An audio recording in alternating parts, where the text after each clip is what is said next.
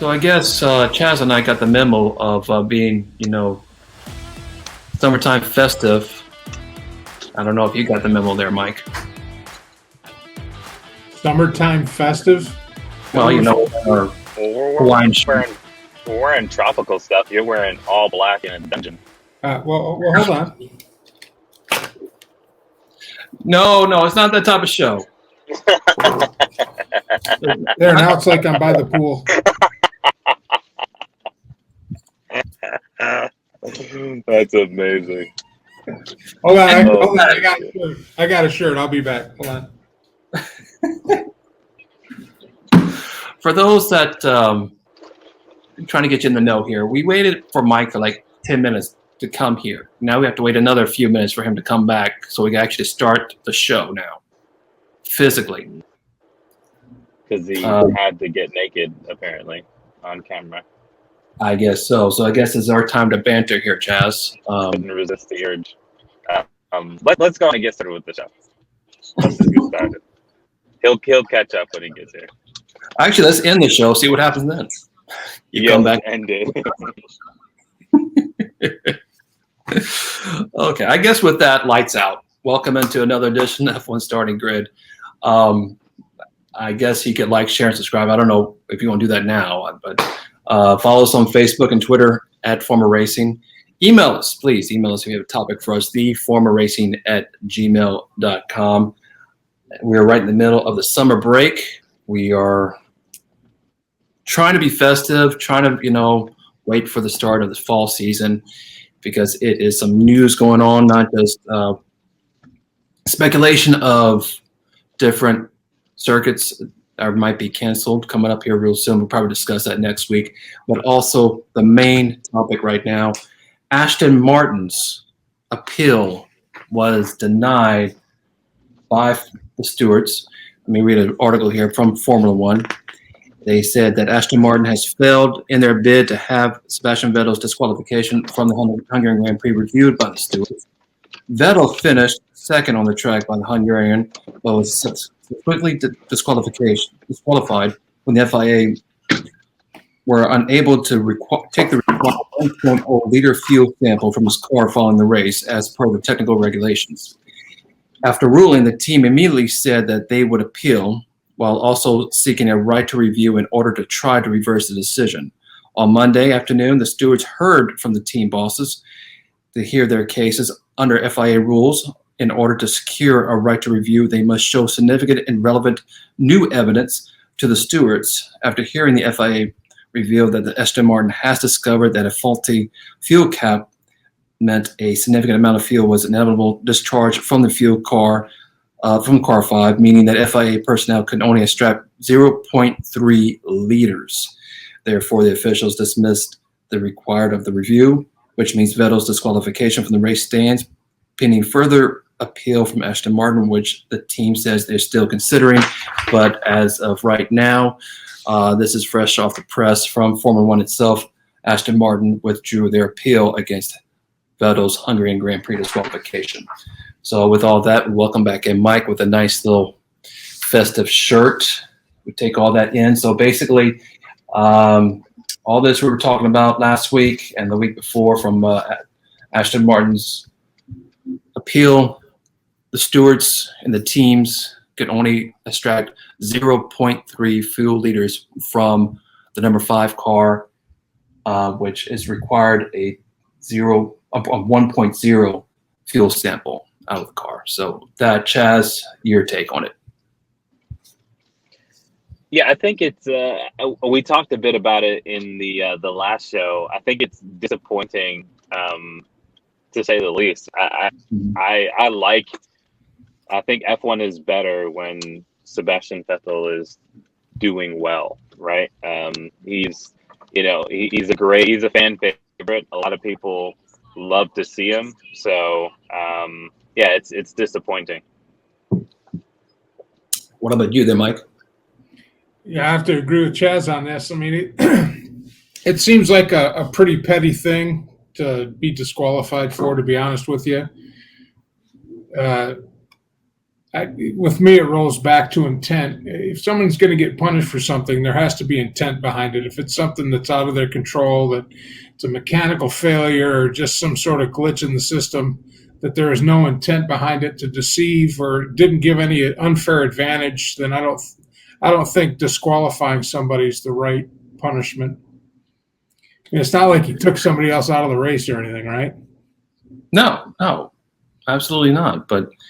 And for that too, it's just probably one of the reasons why he had to stop on the side of the track there and run back to the pit lane to get second place at the time. Then sequentially removed from it, but yeah, but that's not anything that's out of the ordinary. We've had people run out of gas before and cars didn't make it back to pit lane. Yeah. I mean, there's a year that a world championship was won, and Alain Prost walked back to the pit lane. And I mean, I don't think there's no precedent that says that you'd be disqualified because your car doesn't make it back to pit lane after crossing the start-finish line. No, what happened with that is, though, that's how I guess they caught that decision. Is someone said that it's like they caught it because he couldn't finish all the way through the until like the. But what advantage did that give him? I don't know. There's no advantage gained, so the punishment doesn't fit the crime. It should not go against Vettel. It should have gone against Aston Martin some way. If that was the case, if they broke a rule, like a monetary fine or something, but you shouldn't take his place away because it didn't give him any advantage in the race. No, absolutely not. I don't know what the stewards are thinking, but then again, I don't know what the stewards are thinking any of the time. So well, that's the thing, guys. We're not 100% sure that it doesn't give them an advantage. But how would it give them an advantage? The car is a little bit lighter, so the car could go a little bit faster. All the cars have about the same amount of fuel at the end of the race anyway, and I don't think half a pound is going to make a difference, especially when you're driving an Aston Martin. I mean, for Christ's sake, Hamilton came back from 14 down, and so I don't think it gave him an advantage other than I don't think there was any advantage there. I really don't. But I would have. There could have been a monetary fine, maybe. Yeah, cost him a position in the next race would even be. I mean, it has to be one of those things where you have to take somebody's place away. To me, I think you would have to show intent. Yeah. If it's just a mistake that happened or faulty equipment, then. That's no way to take away someone's, third place win or second place win. Which he deserved because he was pushing for that first spot against Ocon. Yeah, and it just kind of reeks. I've seen a pattern here with, I know it's Lewis is going for his 8th, and I wish Chaz was here for this discussion, but I'm starting to see a pattern of advantage Lewis.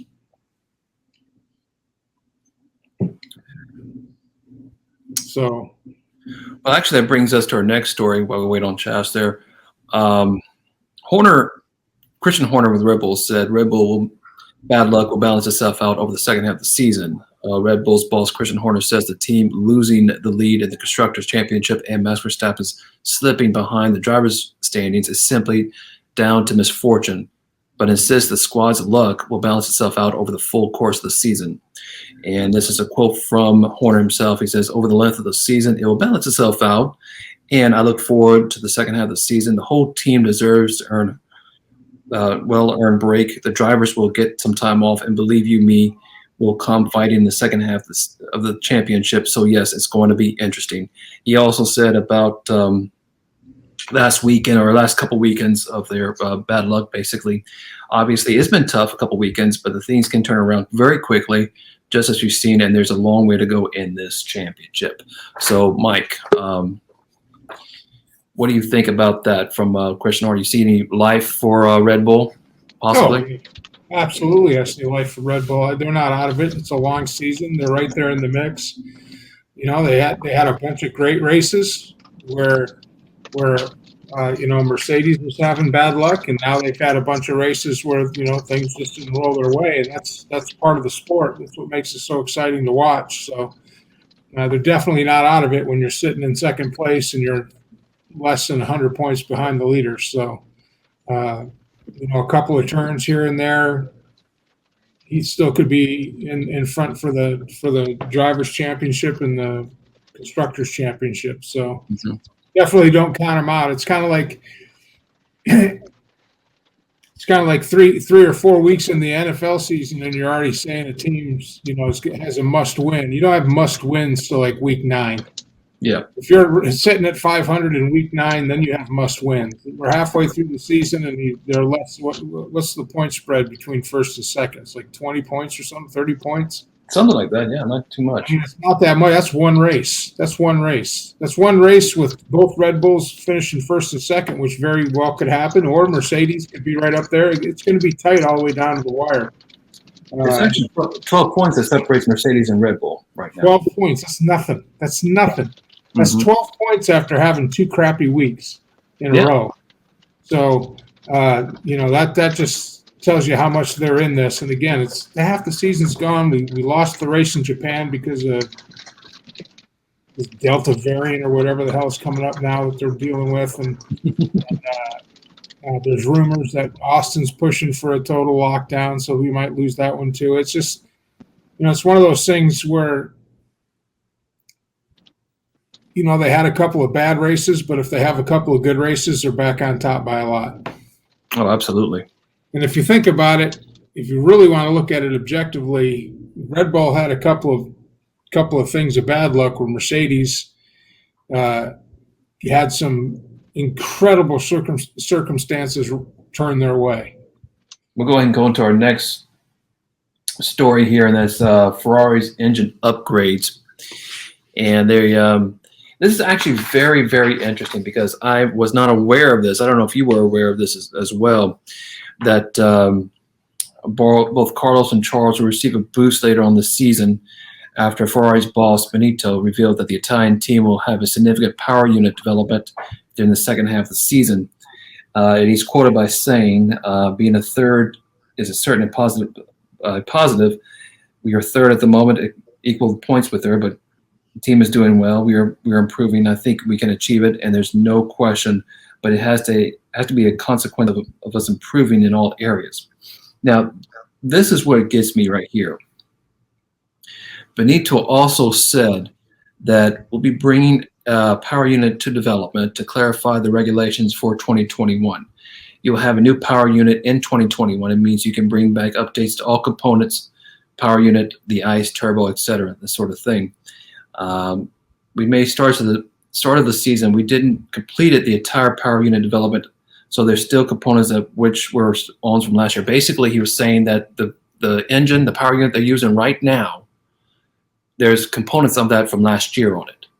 So the FIA regulation said that they could change those to the 2021 speculations and still be in regulation. So if they're this good, tied for third on some parts from 2020, which they were in 6th, and the new system's coming out, and what will we expect from Ferrari? Well, we very well could not be talking about Red Bull or Mercedes by the second half of the season. That's it. That's very it. And Leclerc could be on his way to his first world championship out of nowhere. So, you say Ferrari's got a new power plant. Are they also going with their Mercedes engine? I'm just wondering. No. It's just a power unit. I was kidding. I thought you were breaking out like Chaz. I don't know, but also this is on that note as well. Carlos said he's very proud of the results he's achieved in the first half of the season with Ferrari, but he says there's more to come in the second half of 2021 as he searches for consistency to match his pace. And he says, I quote, I feel like the first few races were very difficult to put the whole weekend together. There's a lot of speed, but very rarely could be put a lot of the whole qualifying race strategy, tire management, starts, and scores are very good result thanks to it. but I feel that recently we've gotten a lot better. And as soon as I start putting weekends together, as you were saying, with race strategy, tires, qualifying, I'm going to start being a lot more consistent, not only fast. So you have Charles, you have Carlos, both of them very young, both of them excited to be with Ferrari, both of them very skilled, and now both of them are energized for the second half of the season. So with that, all that together, I know Chaz is not very bullish on Ferrari. I wish he was here to speak opposite, but I'm like you, Mike. I think he's very. I think I'm very bullish on Ferrari right now. Very bullish on Ferrari.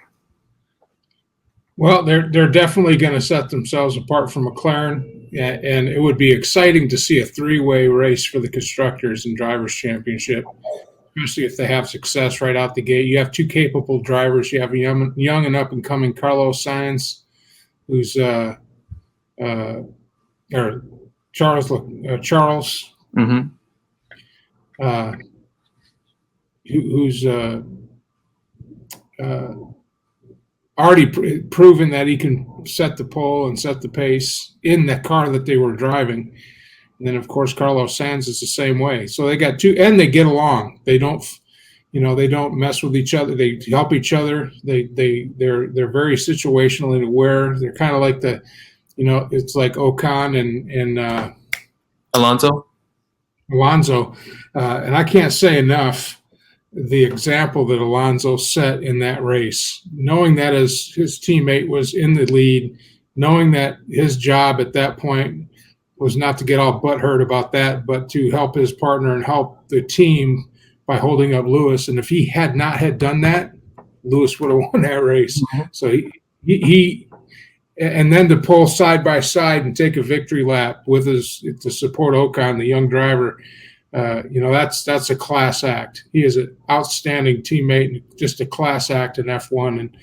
And I think Leclerc and Sainz have the same type of chemistry with Ferrari, where they're mutually supportive. And I think when it's time to race, they're going to race. But if one can help the other get the advantage to get the win, he's going to definitely jump in there and do that.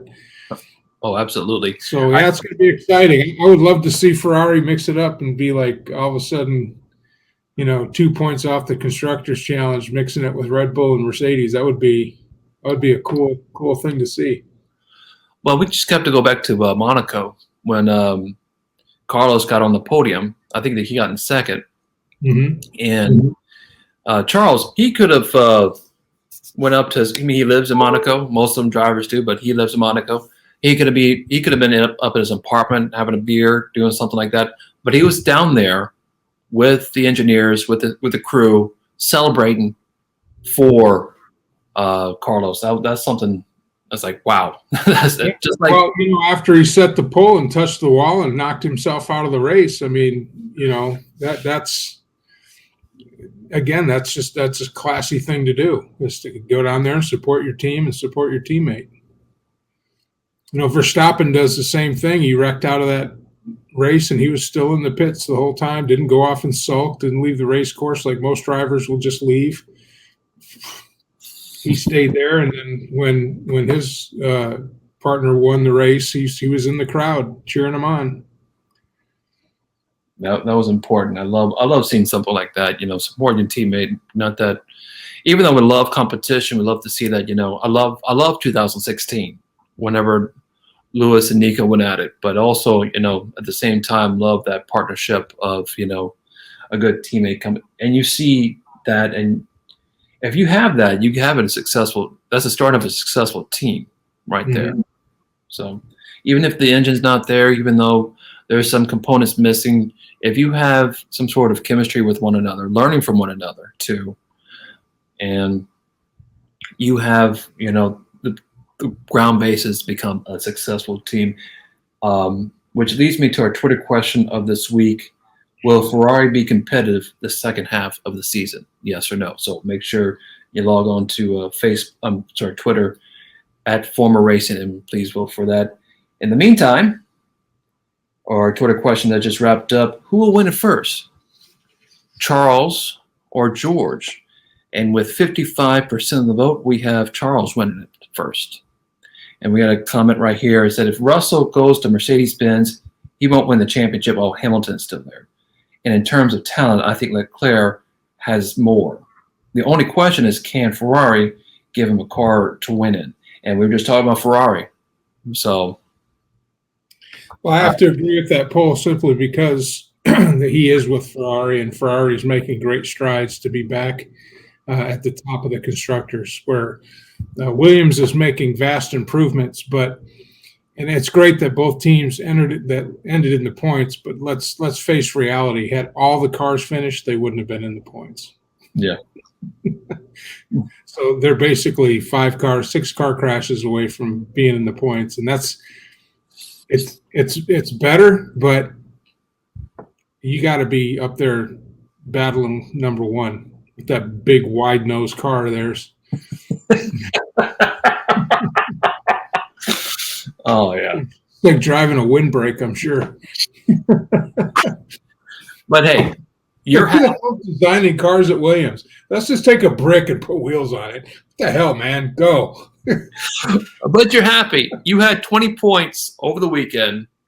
Not only 20 points, but your team for so many years finally got in points for the first time, I think, since what they said, 2016?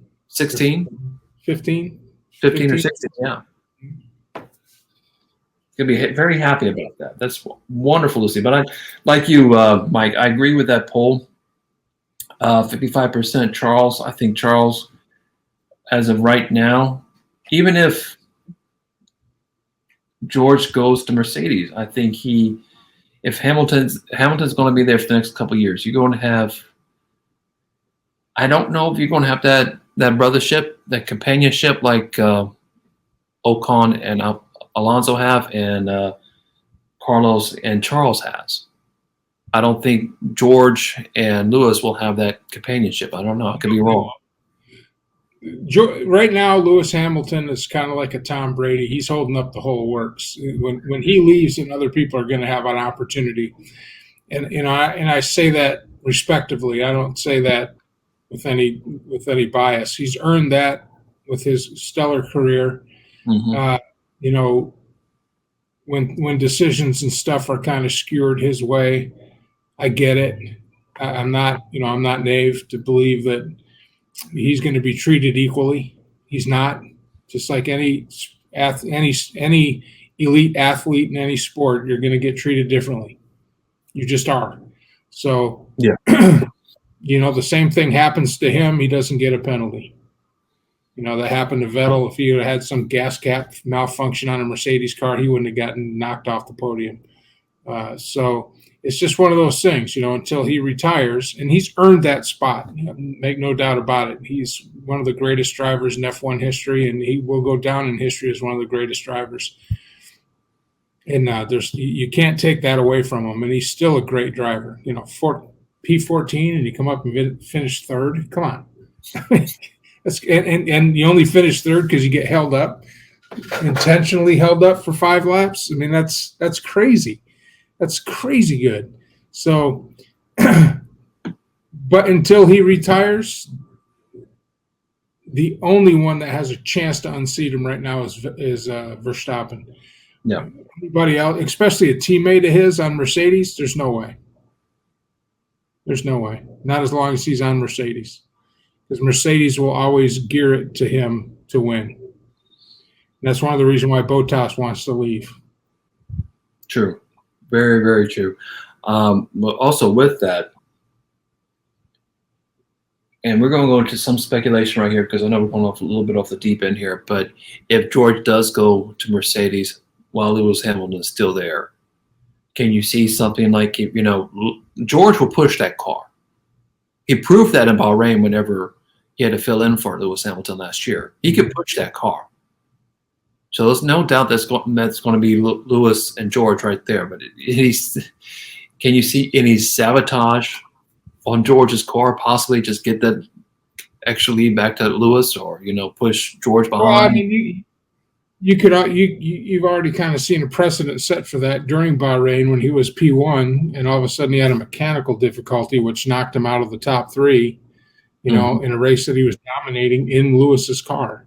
So, and the argument can be made that Mercedes didn't want somebody else to jump in the car and prove that it wasn't all Lewis and his driving that were winning. It was also the vehicle that he was driving, and which is fine. I don't think, my counter argument to that is that doesn't make any sense. I would still want to win the race with the car. But if Lewis goes to Mercedes, the only saving grace will be that he will not be with Lewis for very long, maybe a year or two at the most, and then Lewis will retire. I think Lewis wants to get his eighth championship, and he's going to retire. I think he wants to. Oh yeah.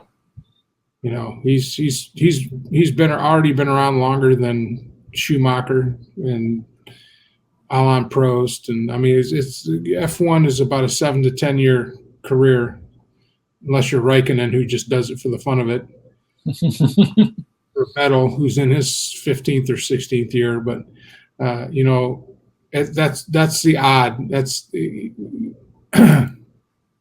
the odd man out, and I think he wants to do other things, and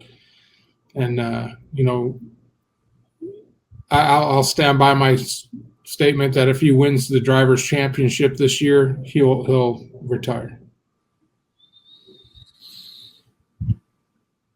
Well, back to Charles here. He's in 7th place right now with 80 points.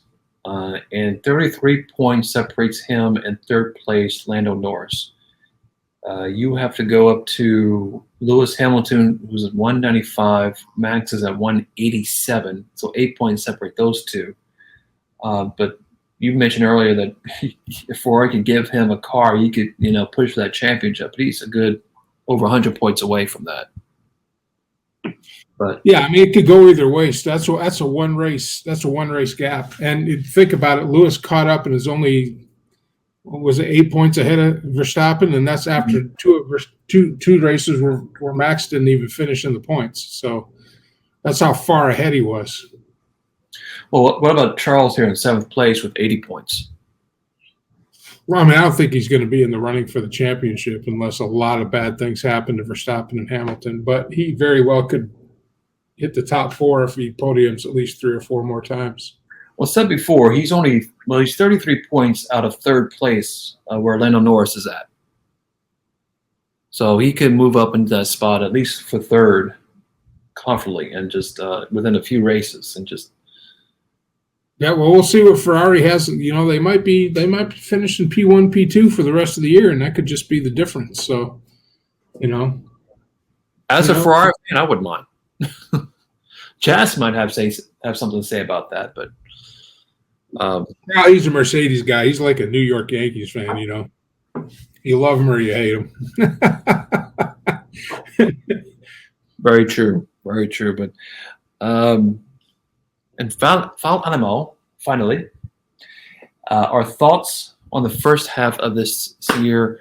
What stood out for me, basically, coming, and we're just talking about this, coming from in the Constructors' Championship from 6th to 3rd, I have to say Ferrari. I was going to go with Lando Norris, which is a very good, pick too. But as a Ferrari guy, that stood out for me. Ferrari moving up in tie for 3rd place, and even surpassing it if all goes well with their new power unit. What about you, Mike? I can agree with that. Anything else stood out to you for the first half of the season? Well, I'm glad my prediction that Williams is going to climb out of the basement and improve is coming through. It's I really want to see Williams back into some sort of prominence before we lose Frank, because it would be, it would just to honor the man that brought an independent team into this game and was dominant. I mean, dominant for so many years.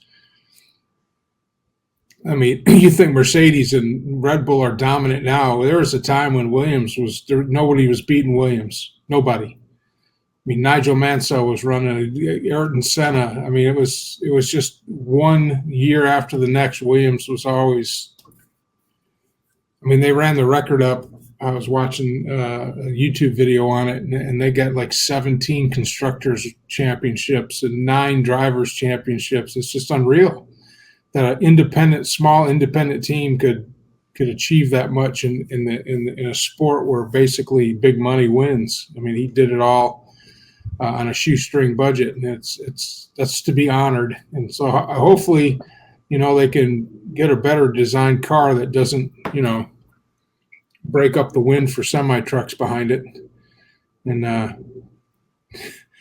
continue to improve. I think this was the first lap. This was the first. This was the first race I believe they weren't lapped. They were in the points and they weren't lapped. Thank God. I think I'd have to go back and look. I think I remember seeing that. I think you're right, honestly. But I want to go back to Lando Norris here for a minute and just what he's doing at McLaren and what he's pushing that car to do. You figure you have, and we talked about this extensively, but you have Ricardo. I love him. He's a good driver. But he's been in the business for 10 years, roughly. And you have not a rookie, but, relative rookie in Lando Norris. And Lando's outpacing him. Mm-hmm. Constantly. I mean, I think there's only one race this season that Ricardo finished on top of Lando, if I'm not mistaken. But if he keeps this up, and if he could get for instance, McLaren is going to have some more money coming into. Already has some more money coming into their pocketbook right now with the sale of their facility of $285 million, where they're going to go into R&D, especially for the 2022 car. Excuse me. So if that really happens and that car really performs, really, exceeds expectations per se, you could see Lando Norris as one of McLaren's best drivers. I could see him up there with a Niki Lauda. I see him up there with a James Hunt. Hamilton. Prost, Senna, that sort of thing. If they could give him a good enough car, he could definitely win not just one, but many championships. And we're all up on the Ferrari bandwagon, but let's not count out McLaren. They've been solid. Yep. They haven't fallen off. They've been in the mix every single race. They've been in the top 5 or top 6 every single race. They've been scoring points and just being steady. I think they just need to get a little more pace. But they're also in the garage right now making improvements on their car quietly. So it could blow up everything. It could blow up all our predictions, and we'll mess around and have McLaren and Honda going forward, or the McLaren. It very well could happen. Zach Brown's got that team wired tight, and 2 good drivers, and it's going to be an exciting second half. I can't wait, and I just hope that the mayor of Austin gets distracted by something else and doesn't want to shut down our city. And that we have a race here in October, because that's not only is it good for our economy here, but it gives us a chance to get a media pass and be in the paddock. I don't know. But back to Lando here for a second. I know we talked about this last week, but he was up to that point. He was the only driver to score points in every single race this season, up to the last season. And it was not his fault. It was just some bad luck that Bottas ran right in back of him. And no, he took out half the field. Yeah. So, yeah, I see really good things out of Lando too. So I mean, it was tough to.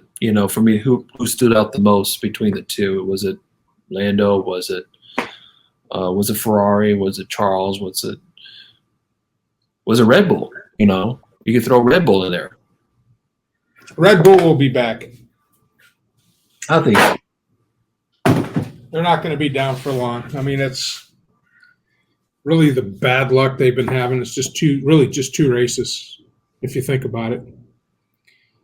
Oh yeah, and knowing Christian Horner and honestly knowing Max has that winning mentality. He wants to go in every race, and he has that mentality. If you're not first, you're last.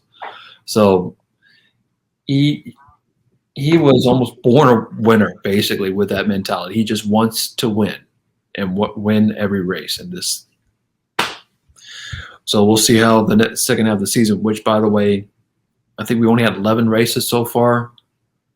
We have now 12. Yeah. 12 left. If everything goes according to plan. Who knows? Yeah. You know, as your point there too, and we're going to talk about more of this next week because the Japanese Grand Prix seems like it's might be canceled as well. But we'll get hopefully more information and more strong details on that for next week. But I know the head of Circuit Americas here in Austin definitely wants not just this race to be kept, but he wants a second race here in Austin. So well, they could pick up that Japanese race. That'd be awesome. And again, nothing has hit the news yet. And I just want to make everybody clear. This is just chatter that I hear through social media and through the mayor's office on his Twitter and all that other crap that because of the Delta variant and apparently invisible people are in our hospitals because I drive by the hospitals every night and they're the same as before. I don't see anybody. But anyway, that aside, hopefully he does not get his way and we get locked down. Mm-hmm. Well, also keep in mind we have to fill in Australia because Australia has been canceled. So that's an open date right there. So something has to fill in that gap. So we could get 3. Oh God. Really make me excited there, man. Come on. 3 with the form of racing private booth, sponsored by Dr. Pepper.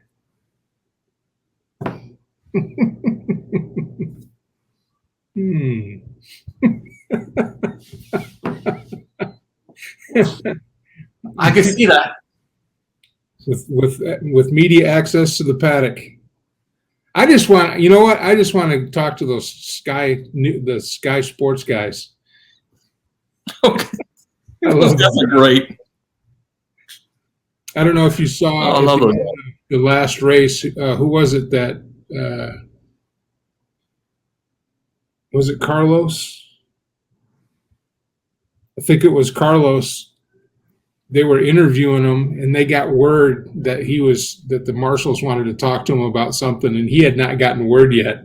So the guy's like, "So we just got word that the marshals want to talk to you." And it's like a school kid that gets caught, in the hallway by another teacher, and like everybody knows what's going on by him. And he cut his interview short. He's like, "Oh, gotta go." The guy's calling after him. Yeah, sorry to break the bad news, buddy. Did you see that? It was amazing. It was the greatest thing. That was Carlos, wasn't it? Yeah, it was Carlos Sainz. Yeah. I don't know.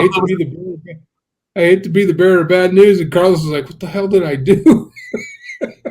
Was that a practical joke or something they were pulling on him? No. He had to go. Well, they got it in their ear. The production's like, "Hey, Carlos is going to have to go see," and like a breaking story, but Carlos hadn't heard yet.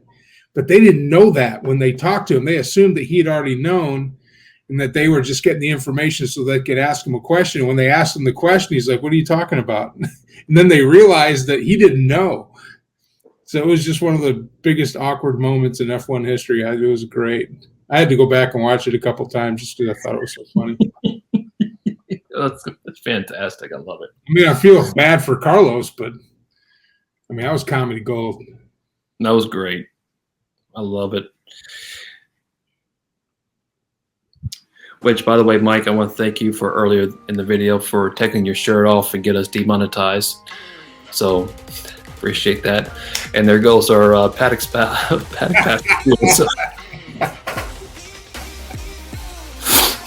trying to drive up the viewership of the lady folks.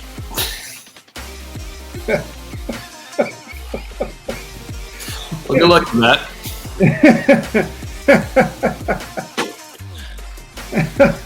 I don't overtake this now, so I guess we call it a day. I don't know.